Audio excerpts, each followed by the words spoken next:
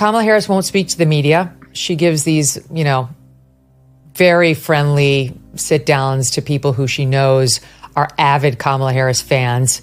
That joke of an interview on CNN and then the Oprah thing.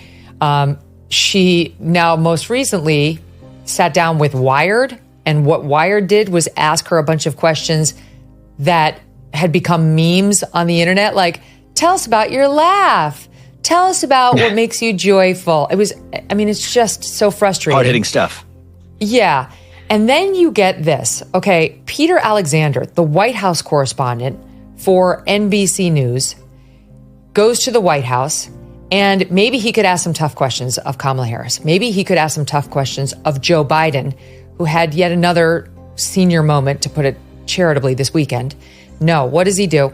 He sits down, he gets a tour of a replica of the White House from Dr. Jill Biden. And they let this guy do this as though he's breaking real news. Just watch what substitutes now for real journalism in America. SOT 9. Joining us for this special tour. Hi, how are you? Dr. Biden, welcome to the White House. Yes. Someone who knows the place well, the First Lady. The public tours take you these 2 floors. You live on that one. Does that look pretty? Is that right on? Oh, perfect. Yeah? Really. I don't The bed's made, so. The bed's always made. It's perfect up there. Why don't you try to sit in the president's? I mean, Here we go. If the First Lady asks, I think I sort of have an obligation to We'll get a picture of you. Oblige. Here's. So it's a fake Oval Office. I'm sorry, like if they had given this to some puff, but this is the White House correspondent, Vivek. The fails on the journalists are too many to count at this point. I really do feel it's a thumb on the scale. Well, it's more than a thumb on the scale. It's a bit of a philosophy, Megyn. And this is one of the core themes in my book. And you're talking about that as lies, as artifice. I named the book Truths for a reason. One of the things that I actually exposed towards the start of this book hits this head on, which is that even if you take the CEO of NPR, for example, one of the things that she has publicly said is that in some cases, our obsession with the truth may stop us from pursuing more important objectives like bringing people together. Now, you and I may get irritated about that, but before we're angry about it, let's just analyze what's at its core. It is a skepticism of the importance of pursuing truth itself. It is a goal, but on a list of goals and priorities where that may not at times be the top priority. That's a worldview. So when I'm watching that video, that's exactly what I'm seeing, which is that their goal, to sort of try their clothing on, is to bring people together. That's what they will say. And sometimes an obsessive fixation on the truth, so an NPR CEO had to say, distracts us from doing what may be more important. That's a debate. It's a debate worth having. We can be angry about it, but my own view, and I suspect you share it, is that actually the path to bringing people together runs through truth, the pursuit of truth, runs through free speech and open debate, runs through the path of getting to the bottom of what's actually going on rather than giving people the sense that they're being lied to. That actually divides people and pushes them apart, even though the truth is at times uncomfortable. So, in any case, one of the things I try to do in writing this book is I want to expose those best arguments for the other side, because we can complain about the media all we want. Are they biased? Are they putting their thumb on the scale? Yes, they are. But there's a root philosophy on the other side that we're up against, and it is one that is skeptical of, if not the existence of objective truth, which some are, it's skeptical of the importance of pursuing it when that comes into conflict with other goals that they deem to be more important. In the case of NPR CEO, I at least give her credit for airing that and being open about that fact, whereas others actually are skeptical of the importance of pursuing truth but try to pretend like they still are. Dana, it's a deeper ideological, philosophical debate about what is the role of the news media. Is it to seek and provide access to truth, or is it something else? And if it is something else, okay, that's a view. Let's talk about it in the open. That's one of the things that I aim to do in this book, and it's part of the reason why, especially after having run for president last year and seen the media front row from a different seat, I really felt compelled to do, which is why we put this out. Here is Peter Alexander doing his job behind the scenes after, what was it? It was at the DNC, or was, yeah, it was after the DNC. So the White House correspondent for NBC News finds himself with exclusive access to Kamala Harris, newly anointed as the Democratic nominee. And does he, at least in that setting, shout a tough question at her? Here's what happened. Feel tonight.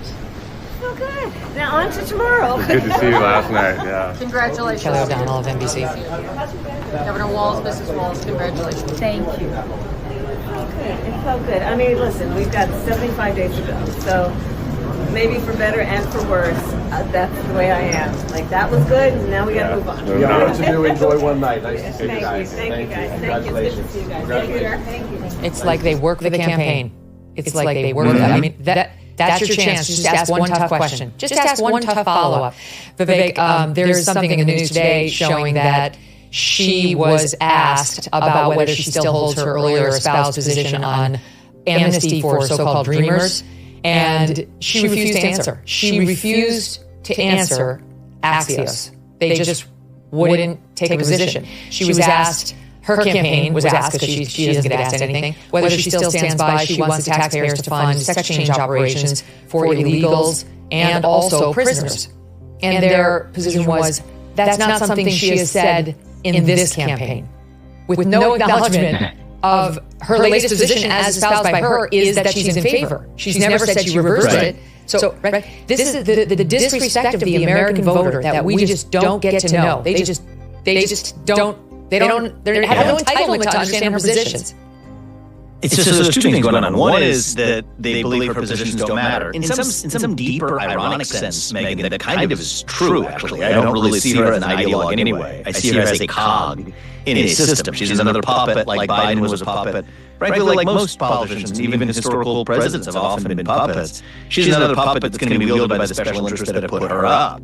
So in a certain sense, there's like a deep, ironic truth to the whole thing that her positions don't actually matter. But put the cynical view to one side.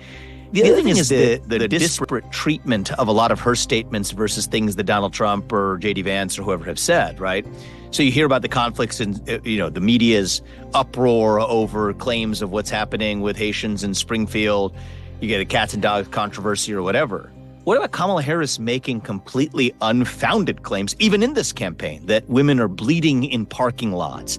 Just can you provide one instance of that actually happening? That's a pretty severe thing to say is happening in the streets of America, in front of healthcare clinics, that women are left to bleed in the parking lots.